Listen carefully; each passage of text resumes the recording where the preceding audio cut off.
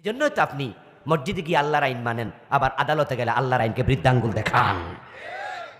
অথচ আইনের মালিক কে? তো যেটার মালিক শুধু আল্লাহ, এটা তো অন্য শামিল হয় কেমন? এটাই তো শিরিক। হাতের রেখা দেখানোর জন্য গণকের কাছে যায় এমন লোক আছে না নাই? মুশরিক মুশরিক শেষ। বরং বাংলাদেশের অবস্থা এত খারাপ, ইত্তেফাক পত্রিকা আর দু একটা পত্রিকা দেখবেন সপ্তাহ বা মাসে একবার রাশিফল প্রকাশ করে, আধা পৃষ্ঠা পর্যন্ত আমি দেখেছি। উপরে লেখা রাশিফল, এবার নিচে লেখা কর্কট রাশি, মর্কট রাশি, কুম্ভ রাশি, মহিলা রাশি, মহিলা রাশি আছে একটা না, কন্যা রাশি, সিংহ রাশি, মৃষ না বৃষ। আচ্ছা লিখলো, লেখার পরে দেখবেন যে এবার 3-4 লাইন লেখে যাদের তুলা রাশি হবে আগামী সপ্তাহ তাদের মঙ্গলজনক হইবে। অথচ 1 সেকেন্ড পরে কি হবে আল্লাহ ছাড়া কেউ জানে না। বেটা 1 সপ্তাহটা কইয়ে দিয়ে চলবে। আর আপনারা পড়তেছেন, বিশ্বাস করতেছেন না। হয় এগুলা দেয় কেমনে? মাগনা দেয়।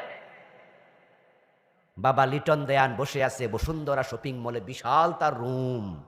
কারণ কি? সেখানে অনেক লোক যায় হাত দেখাতে যে স্যার আমার ভবিষ্যতে কি হবে, আগামী মাসে মালয়েশিয়া যেতে চাই, ভিসা লাগবে কি?